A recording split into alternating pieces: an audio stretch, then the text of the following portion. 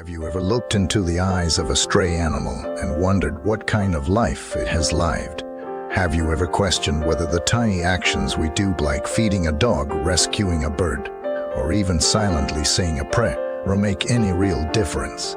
And if we chant the name of the Buddha for an animal, can it truly change its destiny?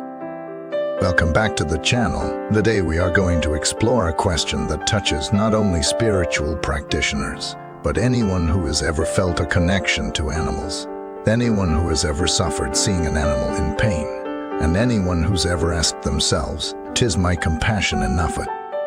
You may have heard it said in Buddhist circles that chanting a single Buddha's name, even one, can plant a seed of liberation for a sentient being. But is that just religious poetry? Or is there a deeper truth in this simple practice that could change not only the animal's fate, but our own? Let's take a journey through this question, guided by ancient teachings, real-life stories, and the quiet and powerful truth that compassion does not require a grand gesture. Sometimes all it takes is a name, recited with a sincere heart.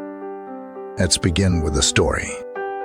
There was once a young boy named Ming who found an injured bird outside his home. Its wings were broken and ants were already crawling on its body. His grandmother came over, gently picked up the bird and whispered, "Namo Amitofo, Namo Amitofo, Namo Amitofo." He repeated the name of Amitabha Buddha over and over again, her voice calm, her heart steady.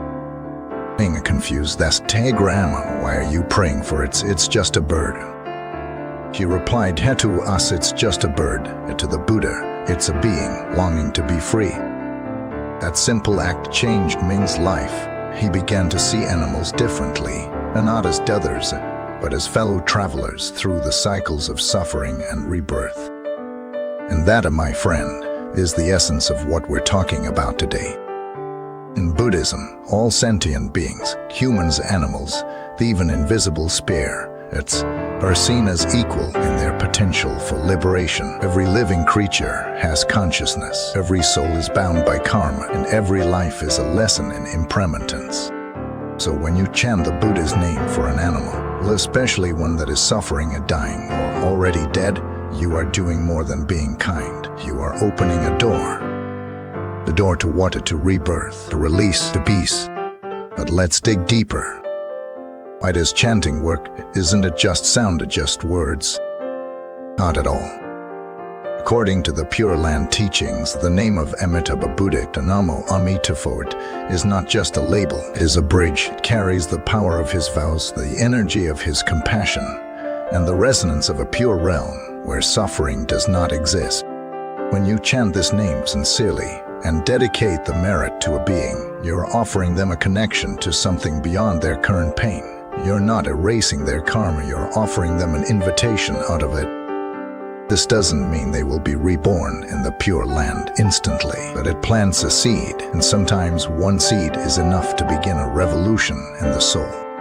There's a real story from a nun in Taiwan who would visit animal shelters regularly. At each cage she would chant softly, "Namo Amitofo." Where some animals are frightened and aggressive, would slowly calm down. Others are sick and on the brink of death would pass away with peaceful eyes. The shelter workers noticed it too. They began calling her "Other Whisperer." But it wasn't her voice that changed the animals, it was her intention. So does it really work? Yes, but not in the way you may use. It doesn't always save the animal's body, but it helps lift its spirit. And sometimes that's more important. But here's something even more beautiful. When you chant for an animal, your own mind changes. You become softer, quieter, more aware. You begin to notice suffering where you once ignored it. You begin to care about lives that others forget. And in that moment, you step closer to the Buddha, and not because you memorized scriptures, but because your heart has begun to reflect his. There's a quote from the Avatamsaka Sutra, and the mind is like a painter. It paints all the worlds. That includes your world. That includes theirs. So when you chant for a dog hit by a car, for a bird trapped in a cage, or even for the unseen souls of animals, we consummate repainting their world, and not through control, but through compassion. Still not convinced? Let me tell you about a man named Tao, the butcher by trade. He grew up in a family where killing animals was normal. One day, after a series of unexplained health issues and nightmares, he visited a monk who gently said to chant for them, not for forgiveness but for release. Skeptical but desperate, Tao began chanting every night, "Namo Amitofo," over and over, visualizing the animals he had slaughtered. Weeks passed, his nightmares stopped, his health improved. He left the trade. Today he runs a vegetarian restaurant and sponsors animal rescues. Was it coincidence, placebo, or the mysterious alchemy of karma and merit? You decide. The point is this: chanting the Buddha's name for animals is not superstition, is spiritual ecology, is energetic recycling, is healing work. And the best part, anyone can do it anytime, anywhere. You don't need robes, you don't need incense, you don't even need a religion. You need one thing only: the heart that doesn't want others to suffer. If you've ever driven past roadkill and felt a pang in your heart, chant. If you've ever watched a fish suffocate in a bucket, and chant. If you've ever seen a dying animal on the roadside, chant. If you've eaten meat and suddenly remembered the life behind it, chant. Not out of guilt, out of connection. Because here's the truth: the world doesn't need more perfect people, it needs more compassionate ones. So let's be those people. Let's chant, not just to save animals, but to save our own hearts from indifference. Let's create a world where every being suffering is worth noticing. And let's remember, even a whisper of "Namo Amitofo" can echo across lifetimes.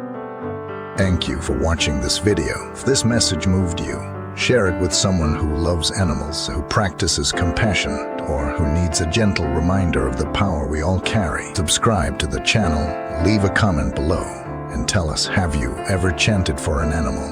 What happened? May we all live in a world where no being is too small to pray for.